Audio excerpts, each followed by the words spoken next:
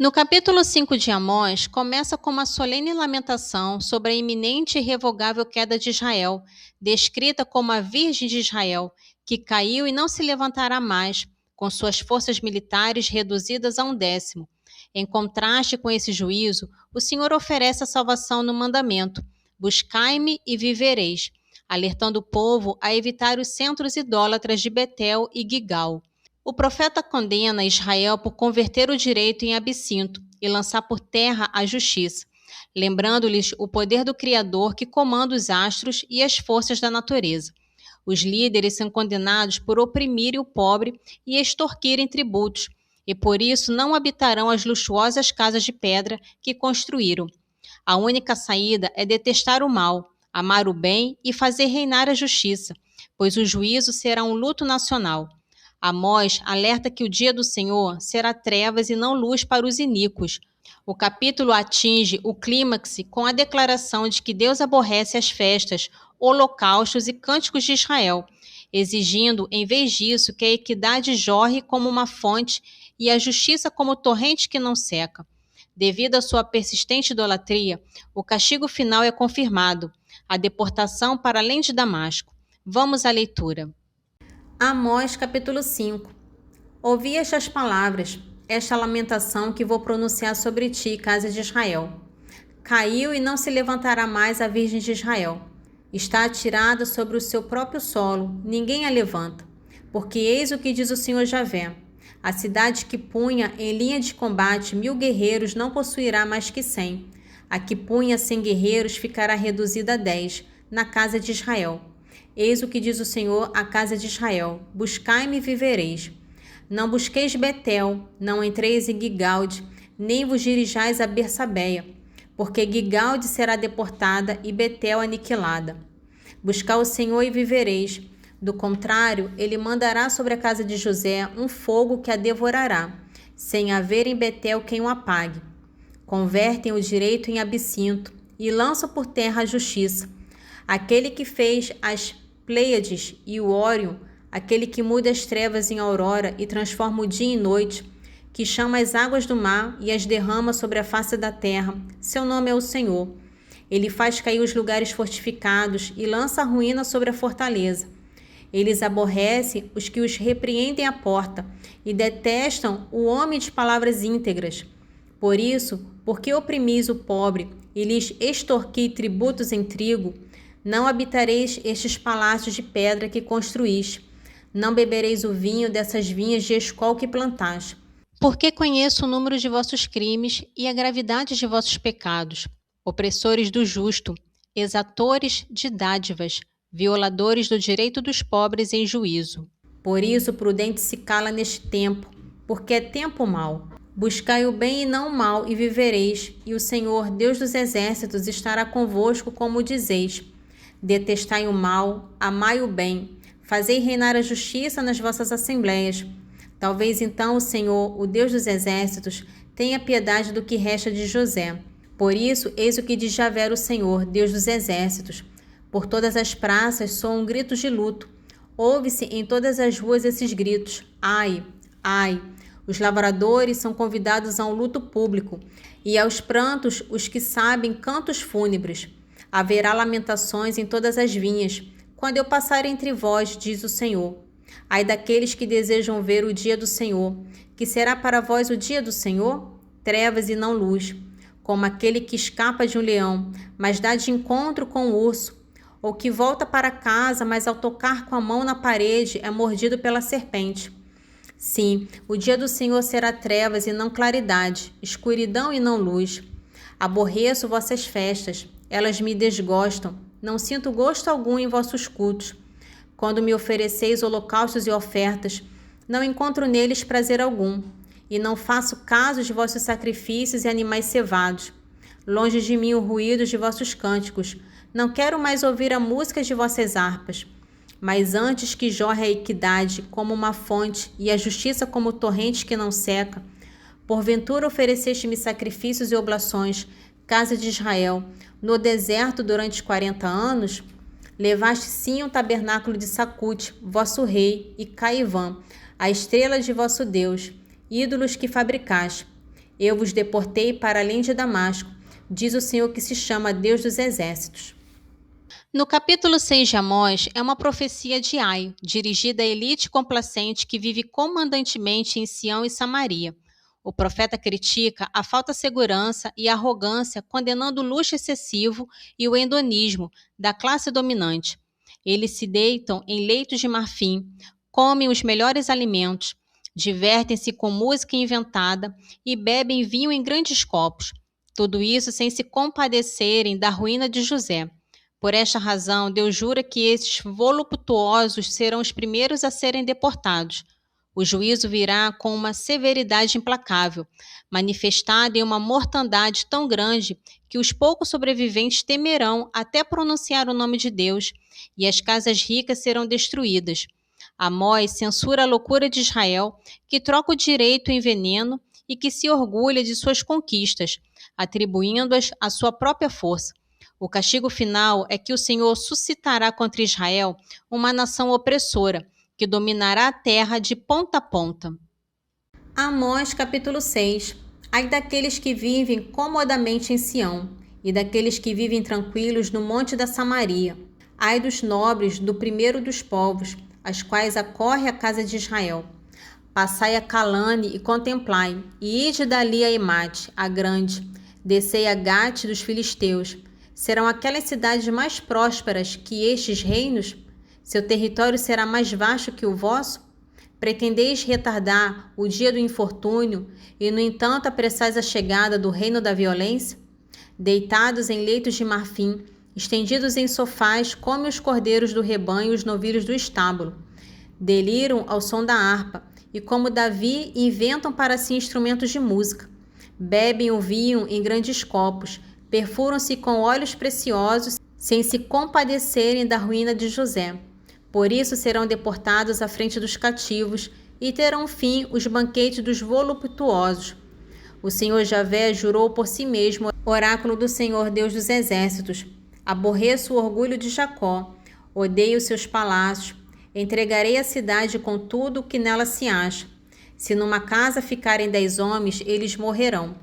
Virá um parente, aquele que queima o cadáver, para retirar de casa o corpo, e dirá ao que está dentro de casa: há ainda alguém contigo? Este responderá: não.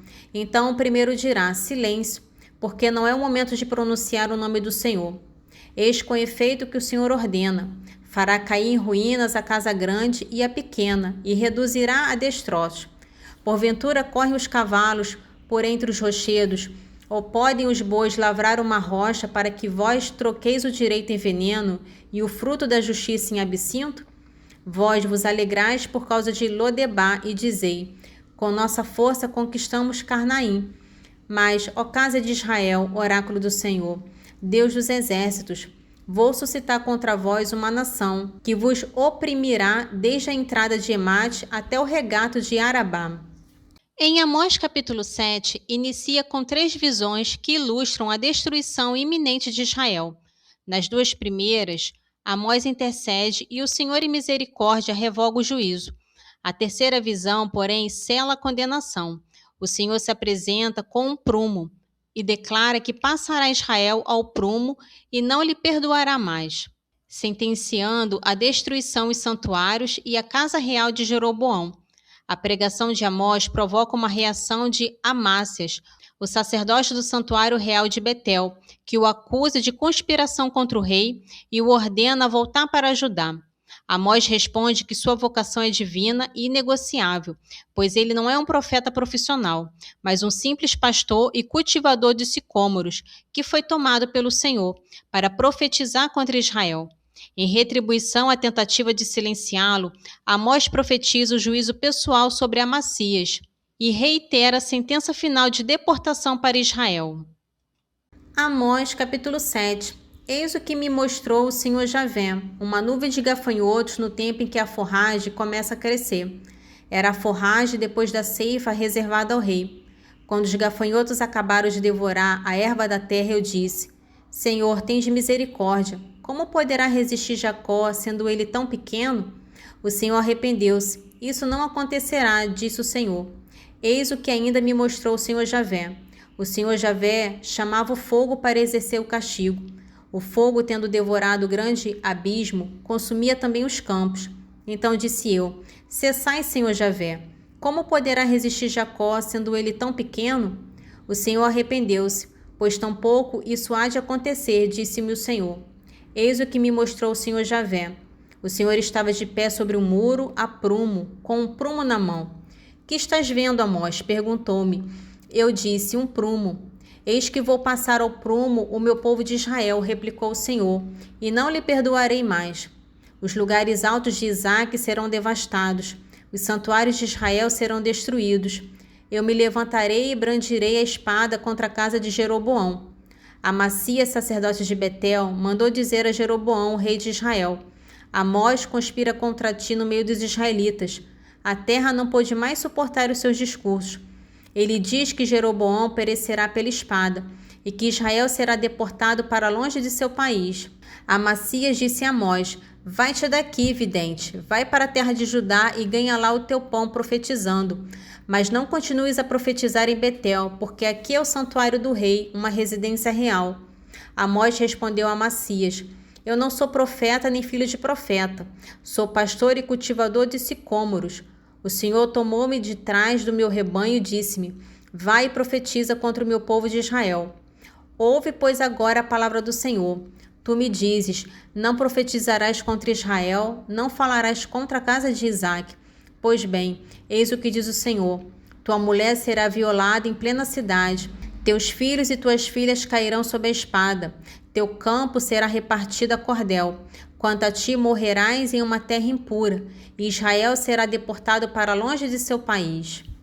No capítulo 5 de Apocalipse, revela a cena crucial da adoração e da transferência de autoridade no céu. João vê na mão direita de Deus um livro selado com 7 selos, representando o plano divino para o fim dos tempos, e ninguém em todo o universo é encontrado digno de abri-lo, o que causa grande choro em João. Um ancião o consola, anunciando que o leão da tribo de Judá venceu. Ao se virar, João vê o cordeiro de pé, como que imolado, que possui 7 chifres e 7 olhos, e que se aproxima para receber o livro da mão de Deus Pai. A recepção do livro desencadeia uma adoração imediata, onde os 4 animais e os 24 anciãos se prostram e cantam um cântico novo, declarando o cordeiro digno por ter sido imolado e ter resgatado com seu sangue pessoas de toda a tribo, língua, povo e raça, fazendo deles um reino de sacerdote.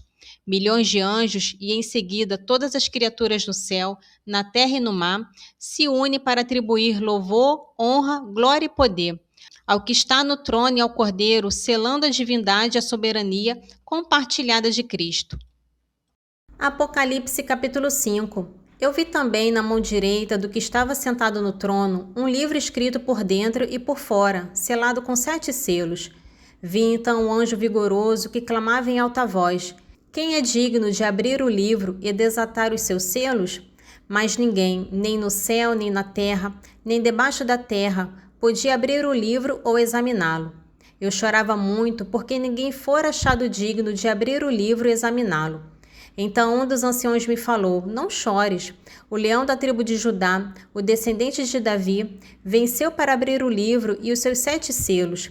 Eu vi no meio do trono, dos 4 animais e no meio dos anciãos, um cordeiro de pé, como que imolado. Tinha ele 7 chifres e 7 olhos, que são os 7 Espíritos de Deus enviados por toda a terra.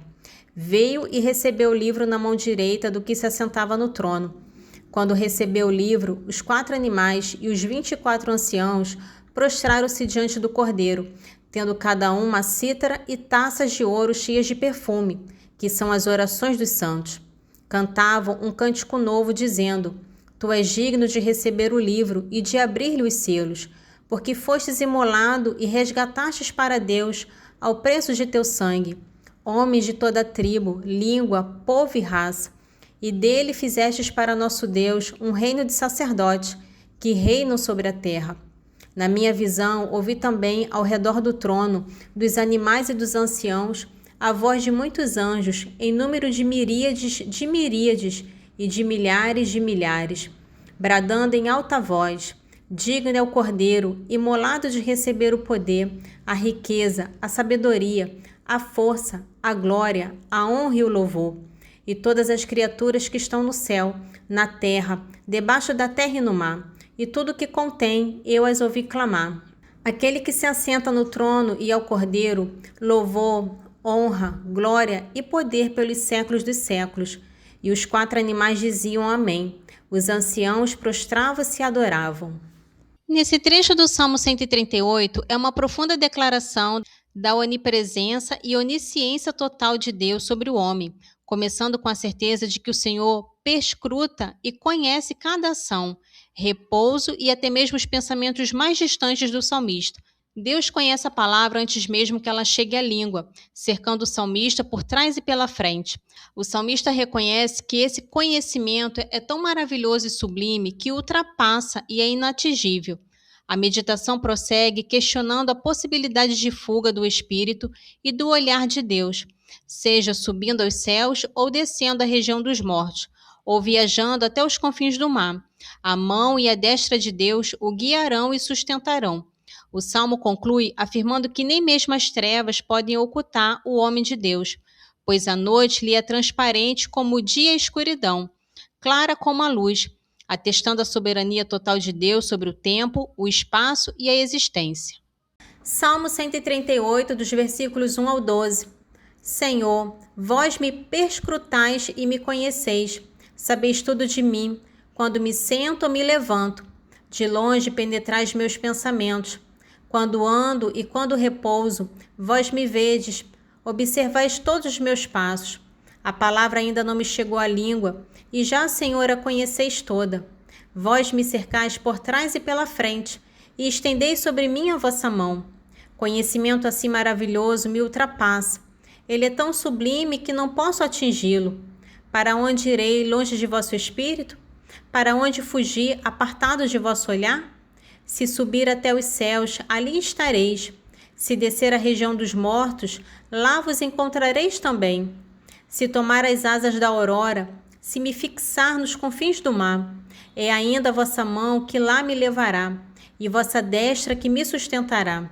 Se eu dissesse, pelo menos as trevas me ocultarão, e a noite, como se for a luz, me há de envolver. As próprias trevas não são escuras para vós. A noite vos é transparente como o dia, e a escuridão clara como a luz. Nesse trecho de Eclesiástico, capítulo 45, introduz o elogio a Moisés, o libertador e mediador, afirmando que ele foi amado por Deus e pelos homens, e que sua memória é abençoada. O Senhor conferiu a Moisés uma glória semelhante à dos santos, tornando-o poderoso e temido por seus inimigos. Deus o glorificou publicamente diante dos reis, prescreveu-lhe suas ordens diante do povo e lhe mostrou a sua glória. A escolha de Moisés foi baseada na sua fé e mansidão. O texto conclui que o Senhor atendeu a Moisés, ouviu a sua voz e, como sinal de seu privilégio único, o introduziu na nuvem da sua presença, estabelecendo como o escolhido entre todos os homens. Eclesiástico capítulo 45, dos versículos 1 ao 5. Moisés foi amado por Deus e pelos homens. Sua memória é abençoada. O Senhor deu-lhe uma glória semelhante à dos santos. Tornou-se poderoso e temido por seus inimigos. Glorificou-o na presença dos reis, prescreveu-lhe suas ordens diante do seu povo e mostrou-lhe a sua glória. Santificou pela sua fé e mansidão. Escolheu entre todos os homens, pois Deus atendeu, ouviu sua voz e o introduziu na nuvem. Glória ao Pai, ao Filho e ao Espírito Santo, assim como era no princípio, agora e sempre. Amém. Divino Espírito Santo, iluminai-nos, guiai-nos, dai-nos sabedoria e discernimento. Amém.